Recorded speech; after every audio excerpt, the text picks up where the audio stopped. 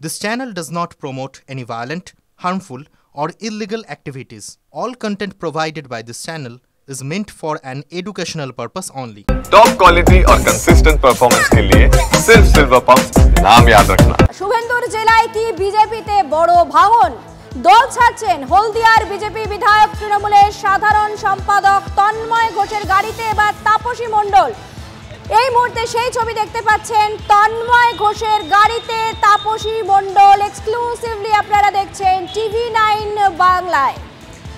শুভেন্দুর জেলায় বিজেপিতে তবে কি বড় ভাঙন? দল ছাড়ছেন হলদিয়ার বিজেপি বিধায়ক তৃণমূলের সাধারণ সম্পাদক তন্ময় ঘোষের গাড়িতে তাপসী মণ্ডল। সেই ছবি আপনাদের সামনে আমরা এক্সক্লুসিভলি তুলে ধরছি। আমি চলে যাব নিউজরুম থেকে, রয়েছেন আমার সহকর্মী সিজার মণ্ডল। সিজান, আজই কি তাহলে তার যোগদান?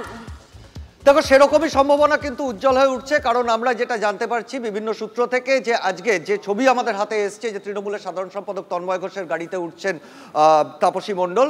তৃণমূলের সাধারণ সম্পাদক, যিনি দীর্ঘদিন ধরে পূর্ব মেদিনীপুরে সংগঠনের কাজে রয়েছেন এবং তার সঙ্গে সঙ্গে তিনি স্বনির্ভর নিগমের চেয়ারম্যান, সেই সরকারি গাড়িতেই তাপসী মণ্ডলকে উঠতে দেখা গেল। এবং যেটা জানা যাচ্ছে যে সোজা তৃণমূল ভবনের দিকেই তারা রওনা দিয়েছেন, আর হয়তো সময়ের অপেক্ষা, কিছুক্ষণের মধ্যেই হয়তো তিনি যোগ দেবেন বিজেপি ছেড়ে তৃণমূলের পথে পা বাড়িয়েছেন, এটা তো অবশ্যই বলা যায়। এবং তার পেছনে দীর্ঘদিনের একটা দলের প্রতি অসন্তোষ, দলীয় কিছু শীর্ষ নেতৃত্বের প্রতি অসন্তোষ, সেটাই একটা বড় কাজ করেছে তার দল ছাড়ার পেছনে, এমনটাই প্রাথমিকভাবে জানা যাচ্ছে। এবং সেই সঙ্গে সঙ্গে এটাও কোথাও তৃণমূলের পক্ষ থেকে একটা জল্পনা তৈরি করা হয়েছে বা একটা ইঙ্গিত দেওয়া হয়েছে যে পূর্ব মেদিনীপুরের তাপসী মণ্ডল ছাড়াও একাধিক বিধায়ক নাকি তৃণমূলের সঙ্গে যোগাযোগ করছে, বিজেপির সঙ্গ ত্যাগ করার জন্য তারা তৃণমূলের সঙ্গে যোগাযোগ করছে। এবং তার প্রথম ধাপটা হচ্ছে তাপসী মণ্ডলকে দিয়ে তারা তাপসী মণ্ডলকে তৃণমূলে কারণ হিসেবে কি উঠে আসছে? দেখো, সেক্ষেত্রেও কোথাও দলের একাধিক নেতৃত্বের বিরুদ্ধে অসন্তোষের বিষয়টাই বারবার প্রকাশ্যে আসছে। তারা এখনো খোলসা করে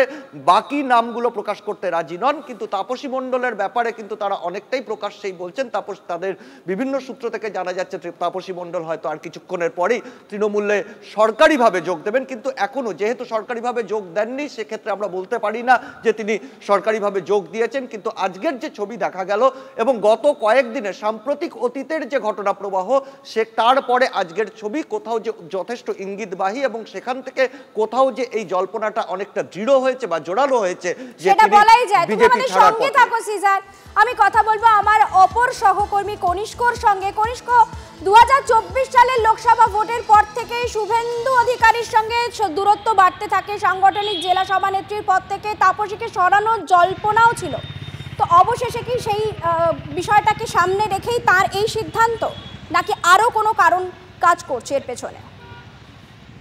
দেখো চয়নিকা, বিষয়টা তোমাকে বলে রাখি, রাজ্য বিধানসভাতে বিভিন্ন সময়ে যে তৃণমূলের বিরুদ্ধে শুভেন্দু অধিকারীর সঙ্গে যদি কাঁধে কাঁধ দিয়ে লড়াই করেছিলেন মহিলা নেত্রী হিসেবে, সেটা ছিলেন হলদিয়ার বিধায়ক, তৎকালীন বাম বিধায়ক ও বর্তমানে বিজেপির বিধায়ক তাপসী মণ্ডল। এই তাপসী মণ্ডলের রাজনৈতিক উত্থানটা যদি তুমি একটু দেখো পেছনে ফিরে, তাহলে হয়তো দীর্ঘদিন, অর্থাৎ দাপুটের সাংসদ লক্ষণ শেঠের সময়কাল থেকে তিনি হলদিয়া পৌরসভার কাউন্সিলর, এবং পরবর্তীতে 16 সালে তিনি বিধায়ক হলেন, 21 সালে তিনি আবার বিজেপির বিধায়ক হলেন, এবং 20 সালে শুভেন্দু অধিকারীর সাথে একসঙ্গে মেদিনীপুরে অমিত শাহর মঞ্চে মেদিনীপুরে কলেজিয়েট ময়দানে 19শে ডিসেম্বর তিনি বিজেপির পতাকা নিয়েছিলেন। দীর্ঘদিন এই যে বিজেপিতে যতদিন ছিলেন, অন্তত এখনো বর্তমান আছেন, যতক্ষণ না আনুষ্ঠানিকভাবে তিনি তৃণমূলের সঙ্গে জুড়ে যাচ্ছেন ততক্ষণ কিন্তু বিষয়টা পরিষ্কারভাবে বলা যাচ্ছে না। কিন্তু যে ধরনের প্রবণতা বা পারিপার্শ্বিক পরিবেশ তৈরি হয়েছে, বা যে ছবি আমাদের কাছে আমরা দেখাচ্ছি শুধুমাত্র TV9 বাংলায়, সেই ছবিতে কিন্তু অনেকটাই স্পষ্ট যে তিনি কিন্তু তৃণমূল শিবিরে যাচ্ছেন। বিগত কয়েকদিনের কথা যদি বলি, যে 24-এর পরবর্তী পরিস্থিতিতে কিন্তু জেলার একাধিক বিষয় নিয়ে অধিকারীদের সঙ্গে, অর্থাৎ শুভেন্দু অধিকারীদের সঙ্গে কিন্তু একটা দূরত্ব তৈরি হয়েছিল। এটা কিন্তু দলের একাংশ বারবার বলেছেন, এবং বিভিন্ন মিটিংয়ে বা সাংগঠনিক বিষয় নিয়ে তাপসী মণ্ডলকে সভানেত্রী পদ থেকে সরানো নিয়ে একটা জল্পনা কিন্তু ইতিমধ্যেই তমলুক সাংগঠনিক জেলার বিজেপির মধ্যে তৈরি হয়েছে।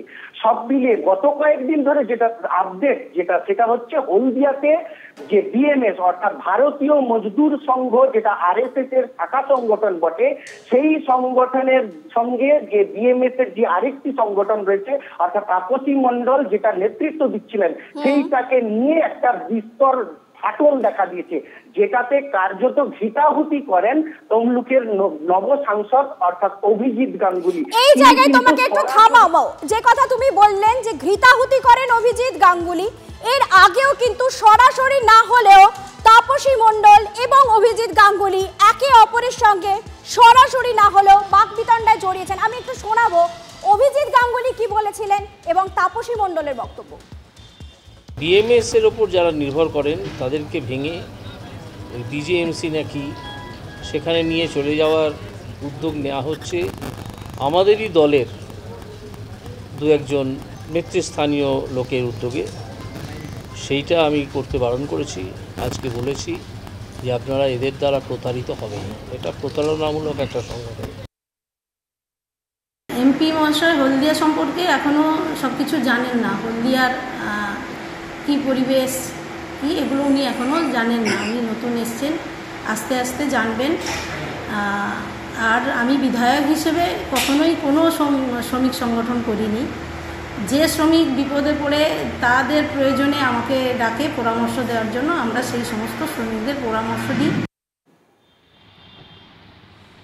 যে কথা বলছিলাম 2021 সালে শুভেন্দু অধিকারীর হাত ধরে সিপিএম থেকে বিজেপিতে যোগদান করেছিলেন তাপসী, আর আজকে যেভাবে তাকে দেখা গেল গাড়িতে উঠছে, সাংগঠনিক জেলা সভানেত্রীর পদ থেকেও তাপসীকে সরানোর একটা পরিকল্পনা তৈরি হয়েছিল এবং শুভেন্দুর সঙ্গে তার তিক্ততা বেড়েছিল। মনে করা হচ্ছে যে আজই তিনি তৃণমূল কংগ্রেসে যোগদান করবেন। আমি চলে যাব আরও একবার আমার সহকর্মী সিজার মণ্ডলের কাছে। সিজার, যে কথা বলছিলাম যে 2021 সালে শুভেন্দুর হাত ধরে সিপিএমে এবং তারপর আজ আবার তাকে তন্ময় বাবুর গাড়িতে দেখা গেল এবং মনে করা হচ্ছে যে আজই যোগদান, মানে কিভাবে ব্যাখ্যা করবে বিষয়টিকে? দেখো, যেটা একটু আগেও তোমাকে বললাম যে অবশ্যই তিনি শুভেন্দু অধিকারীর হাত ধরে বিজেপিতে যোগদান করেছিলেন এবং তার পরবর্তীতে সাম্প্রতিক সময় দলের শীর্ষ নেতাদের সঙ্গে, আমি যেটা বললাম একটু আগে যে শীর্ষ নেতাদের সঙ্গে তার একাধিক ক্ষেত্রে তার মতবিরোধ এবং তিক্ততার যে পরিস্থিতি সৃষ্টি হয়, সেই পরিস্থিতিকেই কোথাও হাতিয়ার করেছে তৃণমূল, এমনটাই কিন্তু তৃণমূলের অন্দরে খবর। এবং সেই জায়গাটাকে কাজে লাগিয়েই তৃণমূলের যারা ওখানে সংগঠক রয়েছেন, তন্ময় ঘোষের মতো সংগঠকরা যারা দীর্ঘদিন কাঁথি, হলদিয়া এই সমস্ত অঞ্চলে তৃণমূলের সংগঠন করছেন, তারা সেই দুর্বলতাটাকে কাজে লাগিয়ে কোথাও তাপসীর কাছে পৌঁছন এবং কোথাও এই সাম্প্রতিক তিক্ততার জেরে দল ছাড়ার সিদ্ধান্ত নিয়েছেন তাপসী, এরকমই কিন্তু তৃণমূলের তরফে বলা হচ্ছে। এবং সেই জায়গা থেকে আজকের ছবি সেটাকেই আরো বেশি জোরালো করছে, সেটাকে আরো বেশি প্রামাণ্য করে তুলেছে এবং সেখানে কোথাও তৃণমূলের দাবি আর কিছুক্ষণের অপেক্ষা, কিছুক্ষণ তারপরেই হয়তো তার যোগদান পর্ব শুরু হবে। আপাতত তোমাকে ধন্যবাদ সিজার, আমার অপর প্রতিনিধি কনিষ্ক তোমাকেও ধন্যবাদ জানাই। আর কিছুক্ষণের অপেক্ষা, মনে করা হচ্ছে তারপরেই হয়তো তাপসী মণ্ডল যোগ দেবেন তৃণমূল কংগ্রেসে।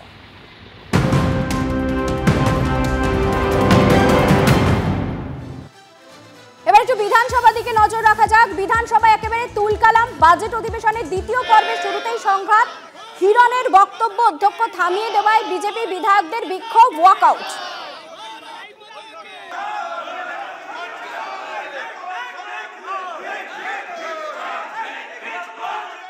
পার্লামেন্টে কখনো তো বন্ধ করে দেওয়া হয়নি। পার্লামেন্টে তো ডায়মন্ড হারবারের সাংসদ তিনি তো বলেছিলেন প্রধানমন্ত্রীকে দাঁড়িয়ে ক্ষমা চাইতে হবে, এত বড় উদ্ধত্ত উনি দেখিয়েছিলেন। তখন মাননীয় স্পিকার বলেছিলেন যে আপনি ডিরেকশন দিতে পারেন না আমাকে যে আমার কাকে ক্ষমা চাইতে হবে, আপনি আপনার বক্তব্য রাখুন। এখানে স্পিকার আমাকে ডিরেকশন দিচ্ছে যে তোমার এসব কথা বলে কোনো লাভ নেই, এসব বলে কিছু লাভ হবে না। আমাকেও প্রিভিলেজ মোশন এনেছিল, আমি উত্তর দিয়েছি, কিছু করতে পারেনি। সঠিকভাবে আইনের পথে চললে এই সরকারের হাতে কোনো ক্ষমতা নেই, কারণ এরা পুরোটাই মিথ্যাচারের উপর দাঁড়িয়ে আছে। সেই বাজেট আলোচনা করতে গিয়ে আমি সেটাই বললাম যে 10 বছর ধরে একটা কমিশন চলছে, তার কোনো কাজ নেই। আপনারা অ্যাডভার্টাইজমেন্টে কোটি কোটি টাকা প্রত্যেক বছরে খরচা করছেন, আমি তার হিসাবও দিয়ে দিয়েছি। এই টাকাগুলো কি বকলমে সব আপনাদের ঘরেই যাচ্ছে? মানে ওনাদের তো একদম পৃষ্ঠপোষক আছে জেনেসিস বলে, অ্যাডভার্টাইজমেন্ট মানে জেনেসিস, তার কাছে কি যাচ্ছে ঘুরে ফিরে, সেটা বলতে যাচ্ছি, উনি মাইক্রোফোনটা অফ করে দিলেন। কখনো গ্রিন সিগন্যাল দেওয়া হলো না, রেড সিগন্যাল দেওয়া হলো না, বন্ধ করে দেওয়া হলো। আমরা প্রতিবাদ করলাম, তার পরিপ্রেক্ষিতে আমাদের মার্শাল দিয়ে বের করে দেওয়া হলো। এটা খুবই অপমানজনক এবং এটা আমার জানা নেই এটা আগে হয়েছে কিনা, এটাই দুঃখের ব্যাপার। আমরা যে গণতন্ত্রের কথা বলি, শুধুমাত্র আমাদের যেখানে একটা গণতন্ত্র স্তম্ভ, যেখানে আমরা পুজো করি, সেটাই আমরা আক্রান্ত বলতে গেলে। যেখানে আমাদের ন্যূনতম সময়টুকু দেওয়া হচ্ছে না, তাহলে ভাবুন পশ্চিমবঙ্গের কী অবস্থা। বাজেট অধিবেশনের দ্বিতীয় পর্বের শুরুতেই সংঘাতের ছবি নজরে এলো। হিরণের বক্তব্য অধ্যক্ষ থামিয়ে দেওয়ায় বিজেপি বিধায়কদের বিক্ষোভ, ওয়াকআউট, সেই ছবি আপনারা দেখছেন। যদিও হিরণ নিজের সমর্থনেও কিছু যুক্তি দিয়েছেন। তার কি বক্তব্য ছিল, তিনি কি বলতে গেছিলেন, কেন তার স্পিকার বন্ধ করে দেওয়া হয়? অভব্য আচরণের অভিযোগে সাসপেন্ড বিজেপি বিধায়ক দীপক বর্মনও। মার্শাল ডেকে বের করে দেওয়া হয় দুই বিজেপি বিধায়ককে। বিরোধীদের কণ্ঠরোধের অভিযোগ তুলে সরব হয়েছে বিজেপি। বিধানসভার বাইরে কাগজ ছিঁড়ে বিক্ষোভ, প্রতিবাদ দেখানো হয়। আমরা সিদ্ধান্ত নেব, ওরা তাই চাইলে তাই করবে, অসুবিধা কি আছে? আর তো 10 মাস আছে। অরবিন্দ কেজরিওয়াল দিল্লির অ্যাসেম্বলিতে যা করেছিল তার বদলা হয়েছে, জনগণ দিয়েছে। আজকে বিজেন্দ্র গুপ্তা ওখানে স্পিকার, ওকে চ্যাংদোলা করে স্পিকারকে মার্শালকে দিয়ে বের করেছিল। আজকে এটা যেটা করেছে বিমান ব্যানার্জি আর মমতা ব্যানার্জি, জনগণ চ্যাংদোলা করে বাইরে ফেলবে 2026-এর নির্বাচনে। শুনে রাখুন, এই স্পিকারের এগেনস্টে মাঠে নামছি।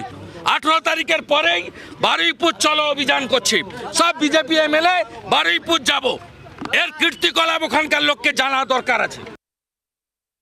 বিরোধী দলনেতা সহ আমি এবং অন্যান্য বিধায়কদেরকে বারংবার সাসপেন্ড করা হয়েছে, মাইক বন্ধ করে দেওয়া হয়েছে। শাসক দলের নেতারা যা খুশি তারা বলতে পারে, শুধু বিরোধীরা যখন তাদেরকে চেপে ধরে তখন তাদেরকে সাসপেন্ড করা, মার্শালকে দিয়ে বের করে দেওয়া। এটাই হচ্ছে পশ্চিমবঙ্গে বিধানসভার অভ্যন্তরের গণতন্ত্র, যা রাজ্যের যে পরিস্থিতি সেই পরিস্থিতির সাথে সামঞ্জস্যপূর্ণ। এদিকে এই মুহূর্তে বিরোধী দলনেতা শুভেন্দু অধিকারী সাংবাদিকদের মুখোমুখি হয়েছেন। কি বলছেন তিনি সরাসরি শোনাবো। আমরা রাজভবনের ভিতরে যাব না, তার অফিসকে আমরা একটা জ্ঞাপন দেব। বারুইপুরে মন্দির পোড়ানো হয়েছে, মূর্তি ভাঙা হয়েছে, বসিরহাটে করা হয়েছে এবং আমাদের তমলুকের ময়না বিধানসভার শ্রীরামপুরে করা হয়েছে, যেখানে আমাদের এমএলএ অশোক দিন্দা আজকে ভিজিট করেছেন। সাথে সাথে গতকাল দুটো ব্যাড ইনসিডেন্ট হয়েছে। একটা মুর্শিদাবাদ জেলার নওদাতে, সেখানে একটি বাজারে, পাটিকাবাড়ি বাজারে বেছে বেছে হিন্দু দোকান পোড়ানো হয়েছে, হিন্দু দোকান ভাঙা হয়েছে। আর ভারত জিতেছে কালকে, সেই আনন্দে উলবেড়িয়াতে একটি ক্লাব আতশবাজি ফাটাচ্ছিল, সেখানেও তফসিলি পাড়া, দোলাই পাড়া আক্রমণ হয়েছে। আমরা এর প্রতিবাদ করছি।